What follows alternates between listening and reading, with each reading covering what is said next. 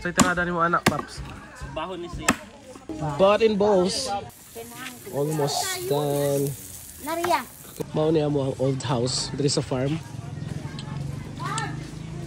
Good morning. So naata karon sa farm. Bisita ta sa ako ang mga gipang tanom. Are tanawan niya. Mao ni siya ang lansones na longkong. Daghang kay siya bulak oh. Daghan na kay siya bulak. Sa makita ninyo. Ara na sa mga bulak ya. And then adto na to ang rambutan. Kang isang bulak na. Muna siyang lungkong ko itong seedless na lansones. Mao na. Tapos muna ang rambutan. Rambutan!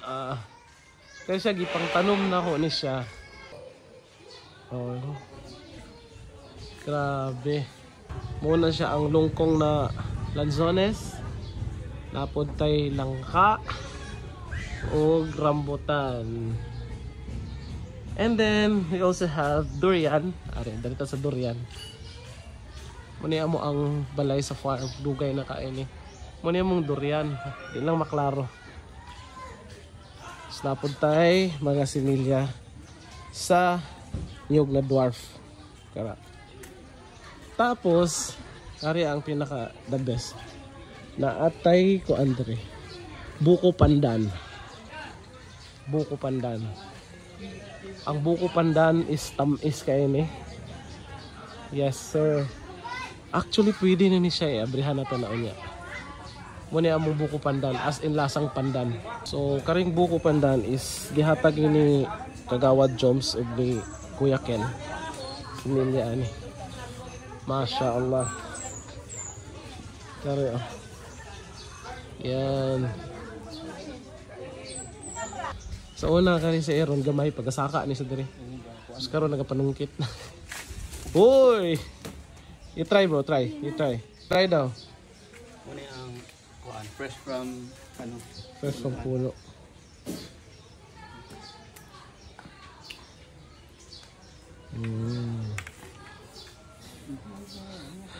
Kasi try na tutong ko ana kung grabe kasi mother. Ayan. Sige, harvest mo.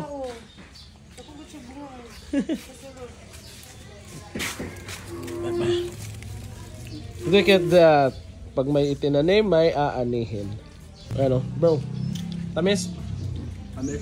Maharlika variety. Maharlika. Tapos mauni siya ang tambis. Tagalog for tambis. And another lansones na native. That's it. Tara. It's time to try. Ito, naaabot lang natin. Kasi ang buko pandan is mababa lang. Mababa lang. Ang tamis. Try pa natin yung isa. Itong buko pandan, probably mga 6 years bago pwede kainin. Dito tayo sa kabila. Ito yung sign na pwede na siyang Tagalog mo pwede. Muna siyang sign na pwede na siya kaunon. Kay humok na niya ang susunod. Dili siya gahi. Dili po siya kas in. Humok kaya.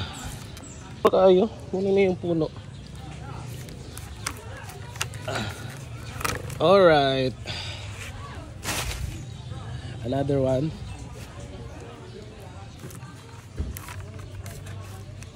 Okay. Itong nasa gilid bro. I'll let you pick it.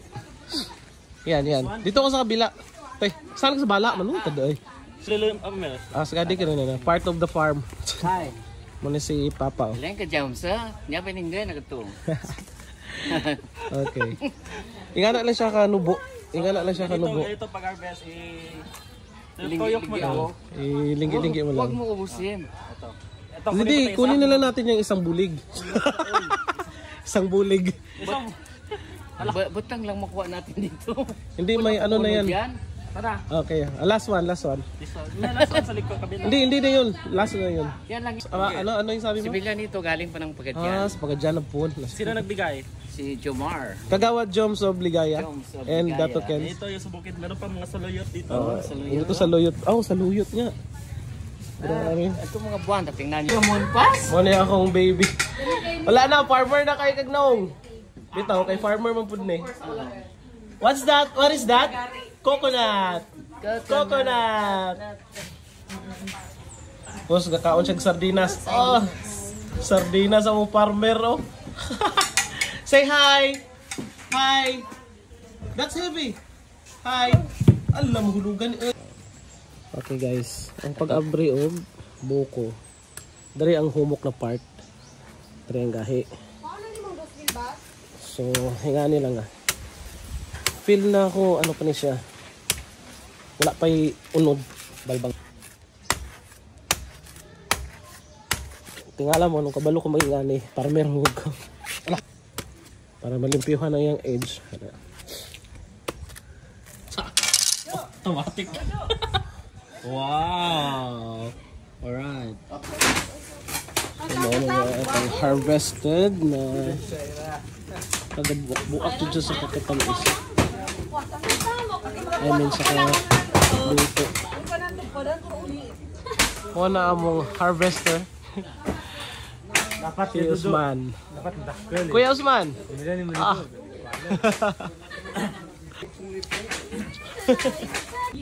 Natago sa lang. Kaire. Herbe. Look at that. Grabe. Muna siyang maharlika. Let's try. Urga na tani ba? Ay. Grabe ka tamis ay. Ang tagay ko pang. Tanaw ako. Ang tagay ko pang. Mabalaan mo nga tamis kayo kay ginamigas. The best thing na nakikitanom na kay harvest mo.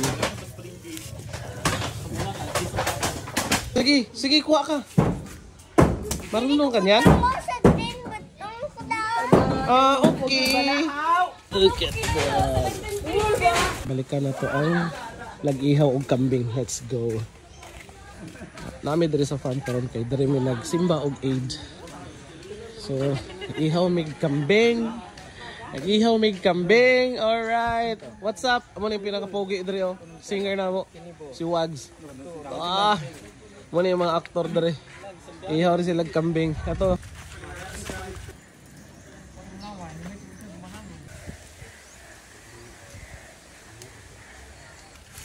So ito yung traditional na ano na ang tawag dito is salab. Pag nagkakatay kami ng kambing or baka, ginagawa yung salag. Salag means yung you will burn this coconut leaves para matanggal yung mga balahibo sa loob bago katayin. So ito yung expert namin, si Kuya Abbas. Kuya Abbas, say hi. Hi. Ayan. Ito si Jomar Bakaling. Mga expert yan sa sindi-sindi. Wow. Patay sindi. Warren no. Yung master namin. Master yan. Master ng ano yan, ng outdoor.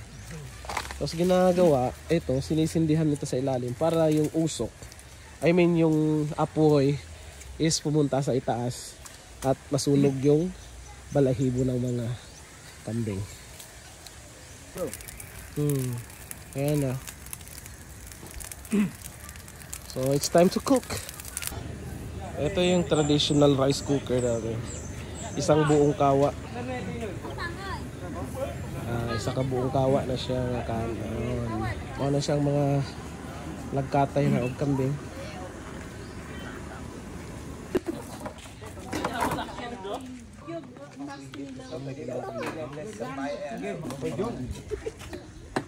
Itong garlic to para to sa garlic shrimp. So this is the button balls of the kambing. We have the fat, saka nakatay unod. Simple barbecue, salt and pepper.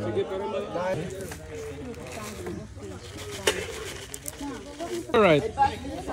Butt and balls kebab. Ito yung kambing kebab natin. DIY. Napakasarap na ito. So, ito. Diretso na to dito. Sweet. Yan yung buntalik ni Ayan. Ito yung hiwa tuslo na literal. You see this one? Slice mo, kuya.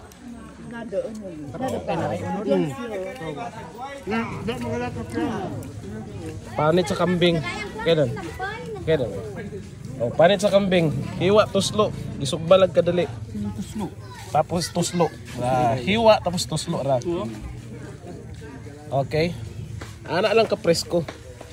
Bismillah. Almost done. Naria. Grabe. Sarap na ito. So ito yung adobohin ni Mod. Yan yung ating matador. Probinsya style. At yes. Pag nasa province, wala arte-arte dire. Cowboy birada. So ang tirada ni is adobong kambing o sinampalukan tapos papaitan.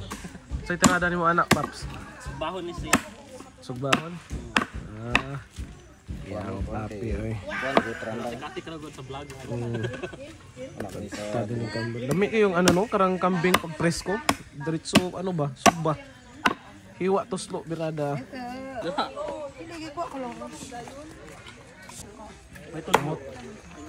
Tapos dire